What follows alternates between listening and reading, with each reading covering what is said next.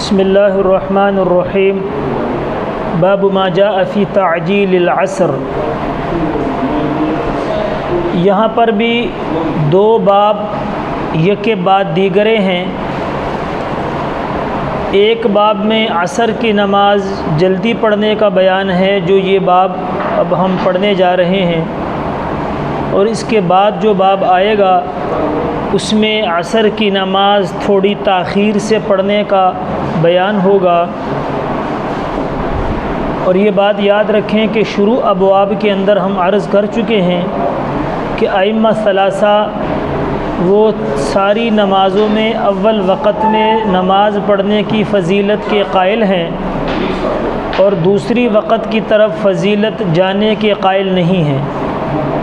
اور احناف کہتے ہیں کہ اول وقت کی فضیلت تو مسلم ہے، اس میں کسی دلیل کی ضرورت نہیں ہے، لیکن اگر تین وجہ اس کے ساتھ متعارض ہو جائیں، یعنی حق مصلیین نمازیوں کا حق اس بات کا تقاضا کرے کہ نماز تھوڑی لیٹ ہونی چاہیے، یا حق صلاۃ خود نماز اس بات کا تقاضا کرے کہ نماز تھوڑی لیٹ ہونی چاہیے، یا حق الوقت وقت اس بات کا تقاضا کرے وقت میں خرابی ہو، تو ان وجوہات سے یہ فضیلت دوسرے وقت کی طرف جا سکتی ہے۔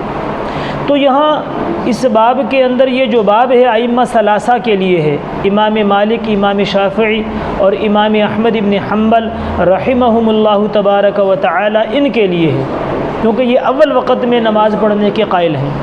اور حنفیہ چونکہ احناف عصر کی نماز تھوڑی تاخیر سے پڑھنے کے قائل ہیں، دوسرا باب ان کے لیے انشاءاللہ آئے گا۔ اس باب میں دو حدیثیں ہیں، اس باب میں دو حدیثیں ہیں۔ ایک حضرت عائشہ صدیقہ رضی اللہ تعالی عنہا کی حدیث ہے، اور دوسری حدیث جو ہے وہ علا بن عبد الرحمن رحمۃ اللہ علیہ کی حدیث ہے۔ پہلی حدیث کا خلاصہ اور لب لباب یہ ہے کہ حضرت عمہ عائشہ رضی اللہ تعالی عنہا وہ فرماتی ہیں کہ حضور پاک علیہ الصلاۃ والسلام عصر کی نماز ایسے وقت میں پڑھتے تھے، صلی رسول اللہ صلی اللہ علیہ وسلم العصر والشمس فی حجرتها لم يظہر الفیء فی حجرتها او کما قال علیہ الصلاۃ والسلام، کہ حضور پاک علیہ الصلاۃ والسلام عصر کی نماز ایسے وقت میں پڑھتے تھے کہ سورج کی دھوپ میرے کمرے میں ہوتی تھی، اور وہ اس کا جو سایہ ہے وہ دیوار پہ نہیں چڑھا ہوتا تھا۔ لیکن یہ حدیث، پہلی بات یاد رکھیں کہ عصر کی نماز جلدی پڑھنے میں یہ حدیث فیصلہ کن نہیں ہے، یعنی کہ اس حدیث سے تعجیل عصر پر دلیل پکڑنا یہ بات مضبوط نہیں ہے، یہ بات قوی اور مضبوط نہیں ہے۔ وجہ یہ ہے کہ حضرت عائشہ رضی اللہ تعالیٰ عنہ کہتی ہیں کہ حضور علیہ الصلاۃ والسلام عصر کی نماز ایسے وقت میں پڑھتے تھے کہ دھوپ والشمس فی حجرتها، کہ دھوپ میرے کمرے میں ہوتی تھی۔ اب دو باتیں یاد رکھ لیں، میں نے وائٹ بورڈ منگوایا ہے، اس پہ آپ کو انشاءاللہ سمجھاؤں گا، لیکن یہاں سے تھوڑا خلاصہ یہ سمجھ لیں کہ حضرت عمہ عائشہ رضی اللہ تعالیٰ عنہ کا جو حجرہ تھا وہ دو منزلہ تھا۔ کتنے تھا؟ دو منزلہ، ایک کمرے کے اوپر کمرہ تھا، دو منزلہ تھا، اور اس کے دو دروازے تھے۔ ایک دروازہ مغرب کی جانب مسجد نبوی کی طرف کھلتا تھا، اور ایک دروازہ مشرق کی طرف کھلتا تھا۔ جو مشرق کی طرف کھلتا تھا اس کے باہر صحن تھا، اس کے باہر کیا تھا؟ صحن تھا۔ اب دیکھیں، اگر یہاں حجرے کا اطلاق دو چیزوں پہ ہوتا ہے، حجرہ کمرے کو بھی کہتے ہیں جس میں آدمی اپنی رہائش، رات کو سونا اختیار کرتا ہے، اس کو تو کہتے ہی کیا ہے؟ بیت ہے، حجرہ۔ لیکن حجرے کا اطلاق صحن، یعنی جو گھر کے چار دیواری ہوتی ہے اس پر بھی حجرے کا اطلاق ہوتا ہے۔ اور یہاں حدیث میں حجرے سے مراد صحن ہے، کمرہ نہیں ہے۔ حجرے سے مراد کیا ہے؟ صحن ہے، صحن کی چار دیواری مراد ہے، کمرہ مراد نہیں ہے۔ کیوں؟ حضرت عمہ عائشہ رضی اللہ تعالیٰ عنہ فرما رہی ہیں کہ وہ شمس فی حجرتها لم یظہر الفیء فی حجرتها کہ سورج میرے کمرے میں ہوتا تھا اور اس کا سایہ جو ہے وہ دیوار پہ نہیں چڑھا ہوتا تھا۔ تو پہلی بات تو یہ ہے کہ جب سورج کمرے میں ہوتا تھا تو یہ تو تقریباً عصر کی نماز بہت لیٹ پڑھنا ہے۔ کیوں کہ کمرے کی ایک چھت اگر ہو اور کمرے پہ چھت نہ ہو، کمرہ بنا ہو اس کی چھت نہ ہو تو کمرے کے اندر دھوپ کا ہونا یہ تو بات تصور میں آ سکتی ہے، لیکن جب کمرے کے اوپر چھت ہو تو دھوپ کمرے کے اندر دروازے یا کھڑکی یا روشن دان کے ذریعے سے تو آ سکتی ہے۔ اور جو ہم نے عرض کیا کہ اس کمرہ عائشہ رضی اللہ تعالیٰ عنہ کے 2 دروازے تھے، ایک مغرب کی جانب تھا مسجد نبوی کی طرف، تو اگر ہم کہیں کہ جب سورج ڈھل جاتا تھا مغرب کی جانب تو وہ سورج نیچے ہو کے کمرے کے اندر سے دھوپ کمرے میں آتی تھی، تو یہ تو بالکل عصر کی نماز کا آخری وقت ہے۔ ایسے وقت میں نماز پڑھنے کے تو حنفی بھی قائل نہیں ہے، 6 جائے کہ ائمہ ثلاثہ اس کے قائل ہوں۔ لامحالہ طور پہ ہمیں یہ ماننا پڑے گا کہ یہ حجرے سے مراد کیا ہے؟ صحن ہے، ایک بات۔ دوسری یہ جو حضرت اما عائشہ رضی اللہ، دوسرا اعتراض یہ ہوگا اگر کمرے سے مراد کمرہ لیا جائے تو پھر دھوپ دیوار پہ چڑھتی ہے، سایہ دیوار پہ چڑھتا ہے، دھوپ دیوار پہ نہیں چڑھتی، کیا خیال ہے؟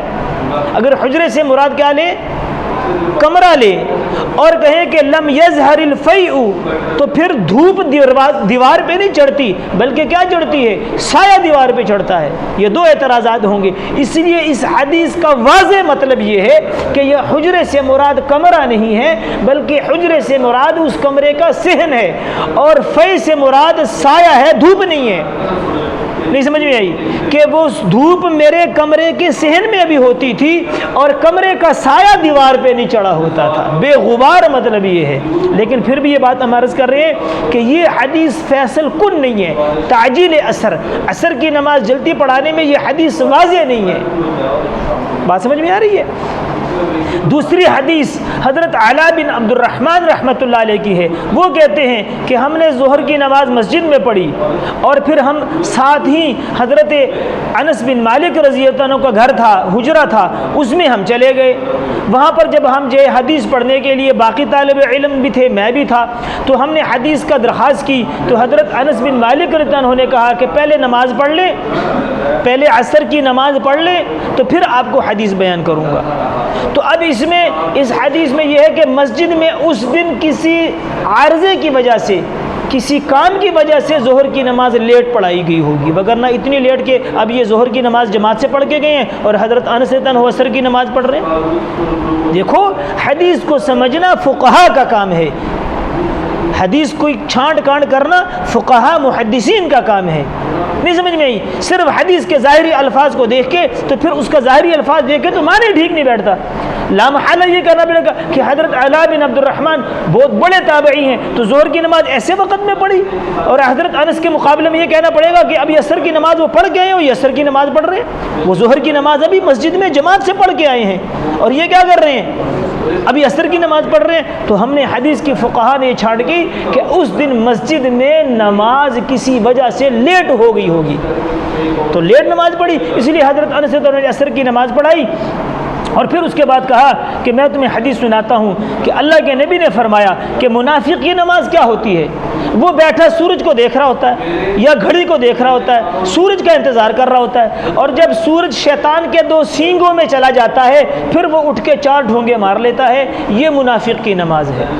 یعنی اب یہاں پر منافق کی نماز یہ کہا گیا اور اتنی جلدی کہا گیا کہ 4 رکعت میں 8 سجدے ہوتے ہیں، اور حضرت انس رضی اللہ عنہ کے کیا کہہ رہے ہیں حدیث میں کہ 4 ڈھونگے مار رہے ہیں، 4 یعنی اتنی مختصر نماز پڑھی کہ 8 سجدوں کو 4 سے تعبیر کیا، 8 سجدوں کو 4 سے تعبیر کیا۔ اچھا، اب یہ حدیث بھی عصر کی نماز جلدی پڑھنے میں واضح نہیں ہے، یہ نماز بھی، یہ جو حدیث ہے دوسری ائمہ ثلاثہ کی اس باب میں، یہ بھی واضح نہیں ہے۔ حالانکہ ہم نے وضاحت کی کہ اس دن مسجد میں نماز کسی وجہ سے لیٹ ہوئی ہوگی، اور حضرت انس رضی اللہ عنہ نے نماز جلدی پڑھ لی، ایک بات۔ دوسری، عصر کی نماز ذرا لیٹ کر کے پڑھنے کا جو ہم کہتے ہیں حق صلاۃ کی وجہ سے کہتے ہیں کہ نمازی لوگ جب کاروبار کو چھوڑ کے مسجد میں آئیں گے تو جب نماز جیسی اذان عصر کی نماز کا وقت ہو جائے گا اور فوراً نماز کھڑی ہو جائے گی تو وہ نفل کیسے پڑھیں گے؟ حالانکہ اللہ کے نبی نے فرمایا کہ جو عصر سے پہلے 4 رکعت نفل پڑھے اللہ اس پہ رحم کرے، تو اب اس کو موقع ملنا چاہیے۔ حق صلاۃ کی وجہ سے ہم کہتے ہیں کہ عصر کی نماز تھوڑی لیٹ ہو، کیونکہ عصر کی نماز کے بعد نفل نہیں ہے۔ دوسری، یہ حدیث احناف کے خلاف بھی نہیں ہے، کیونکہ ہم عصر کی نماز ذرا لیٹ پڑھنا جامعہ مسجد میں جماعت کے ساتھ کہتے ہیں، اور حضرت انس رضی اللہ عنہ نے عصر کی نماز گھر میں پڑھی ہے، تو گھر میں جس نے پڑھی ہے وہ پہلے نفل پڑھ لے جلدی سے، بعد میں نماز پڑھ لے، کیونکہ اس نے اپنی نماز پڑھی۔ تو یہ حدیث احناف کے خلاف نہیں ہے۔ اور جو احناف کی حدیث آئے گی اگلے باب میں وہ انشاءاللہ صحیح بھی ہے اور واضح بھی ہے عصر کی نماز لیٹ پڑھنے میں۔